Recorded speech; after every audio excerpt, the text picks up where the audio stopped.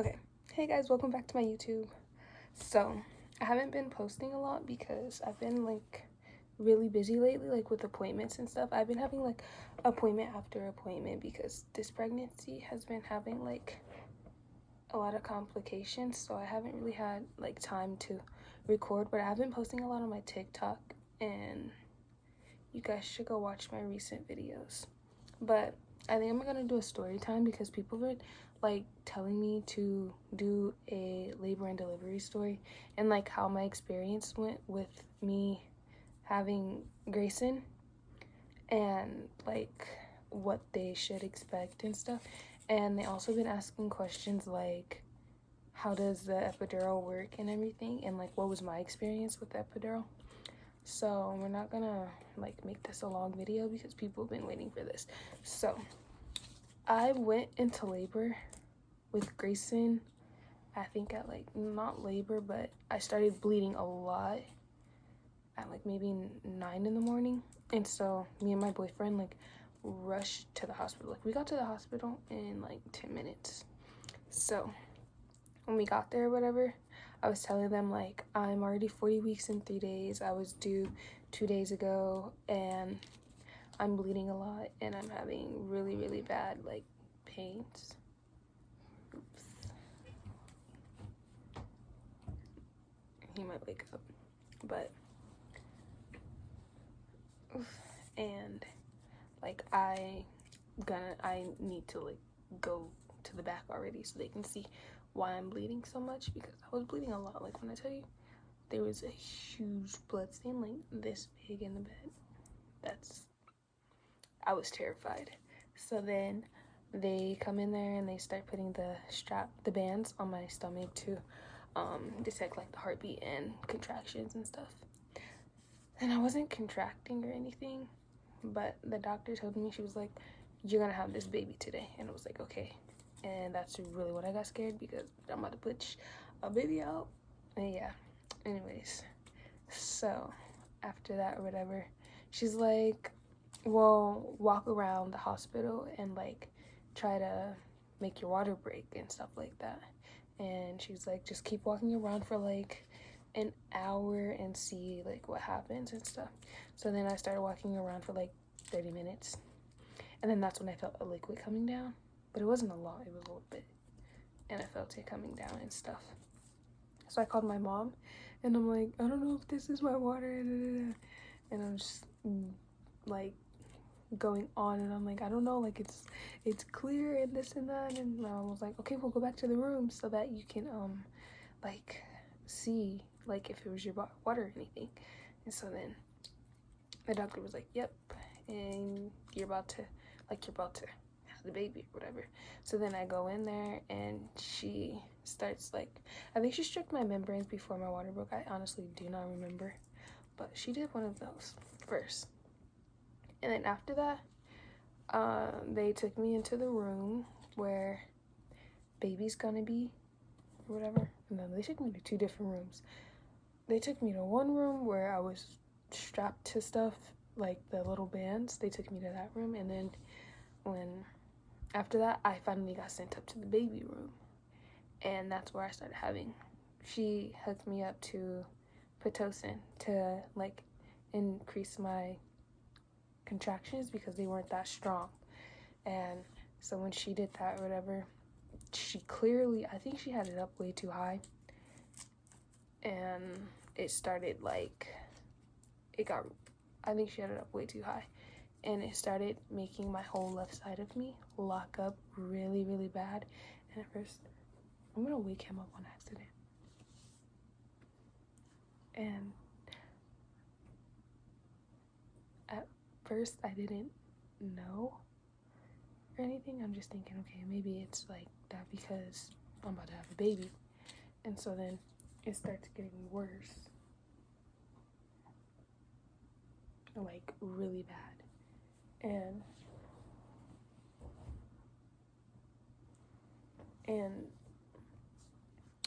it starts locking up, like this whole side just starts locking up, and it starts stiffening, and like I'm like, okay, well I can't move this side of me.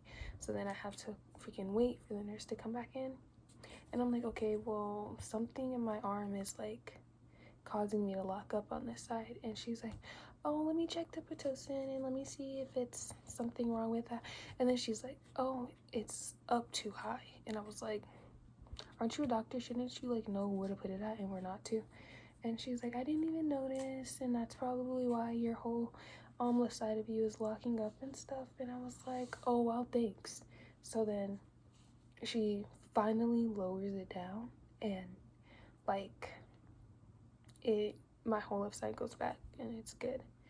And then she had an IV in my arm, and the IV was like so, I don't know, I'm not a doctor, but I'm pretty sure it was like so pushed in, like it was deep in.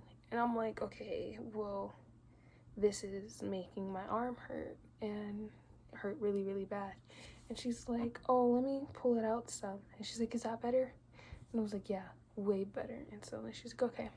So she finally got all of that fixed, and she just left out of the room. And so someone asked, and they asked me if I was going to get the epidural, and I was like, yeah, can I, like, when can I get it? Because my contractions were already on 1,000, and I'm like, she just messed everything up. And they're like, do you want the epidural? And I was like, yeah. And she was like, okay, well, you have to finish like 8 bags of saline because you're super dehydrated. And I was like, are you serious? So I'm sitting there contracting horribly, and like I didn't have back contractions, but I did have freaking like contractions where in the stomach area, and it was really like, those contractions are no joke. They're really, really horrible. Like, I wanted that. As soon as the first contraction, I wanted the epidural, and I'm like, but I had to wait because they said that I was too dehydrated. And so I had to finish like maybe 7 or 8 bags of saline, which took hours and hours and hours and hours because that saline was dripping so slow. So then after like I finally finished all the saline bags, they gave me the epidural. And the epidural is, they don't let you see it. So like, they're gonna give you a pillow, and they're gonna make you like put your arms over and stuff like that and lean, and then they're gonna stick the needle in your back, and they don't take the needle out. The needle, well, a catheter or something like that.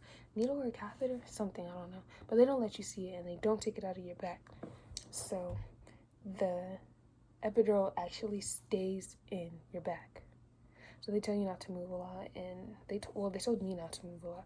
I don't know if they do that in other states and stuff, but they told me not to move, like, and it took a couple minutes for it to kick in, and then once it kicked in, I was good. I was like, oh, this feels great. Like, I just got this when I first got in. Next time, when I go into labor with this baby, I'm making sure that I am hydrated so that I can get the epidural. But I kind of want to go natural. But they don't let you see the epidural, and when they're putting it in, I don't think anyone can be in the room, probably except the baby's dad. Duh, obviously. But with COVID going on, I honestly don't even know, like, if anybody's gonna be able to be in the room. I'm due in January, and they don't let you see it. And when you are getting it, you have to bend over a pillow and put your shoulders over, like, weirdly like that, and bend your shoulders up like that, and you can't move. And I think they do it when you're getting a contraction, because that's what I heard a lot from a lot of people, but maybe that's just our experience, because when they were putting mine in, I did get a contraction right in the middle of it, and they make you stay still.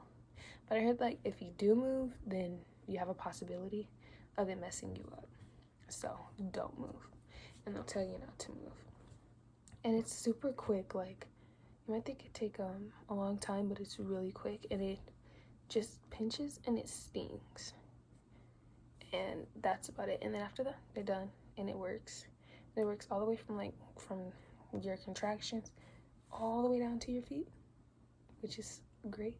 And then, like, when you get transferred to the next room where you're gonna be feeding the baby and sleeping and eating, they're gonna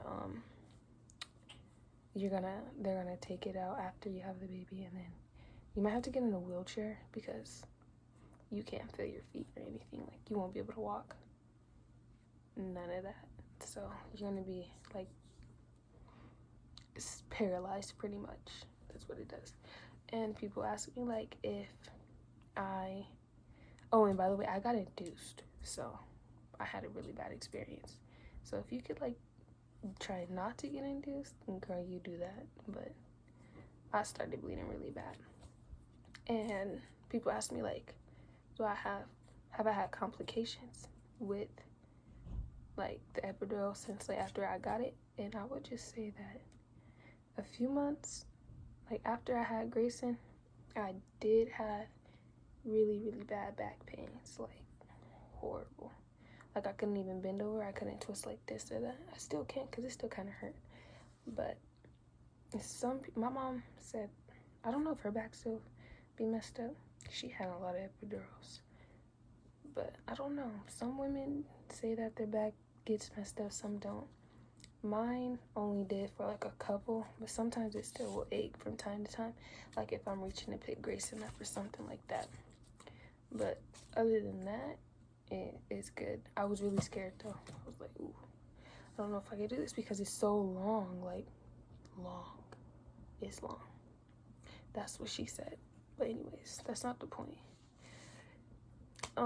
But that's how my experience with, oh my god, my labor and delivery experience, I got induced, so it was really bad. Like, I'm trying to find a different hospital so I don't have to go there anymore because those doctors did not care about me. I'm not gonna put the name in though, but those doctors did not care. Neither did that doctor. She didn't even know what she was doing. She's about to have me locked up on this side. Like, it was really bad. But that's the end of this video. It wasn't that long, see, because people want to see it. But I will be posting more. I'm gonna post another video, probably not right now, but when I'm like 32 weeks, I'm 30 weeks right now. I'm doing 10 weeks. I'm gonna post more videos, and I'm definitely gonna post me going into labor, so y'all can be ready for that one that's coming up. But like and comment. I don't care if you share it, but if you see this and you know me, what's up? But like and subscribe and comment. You can share if you want to. I'm not gonna say that because some people don't be sharing the videos. But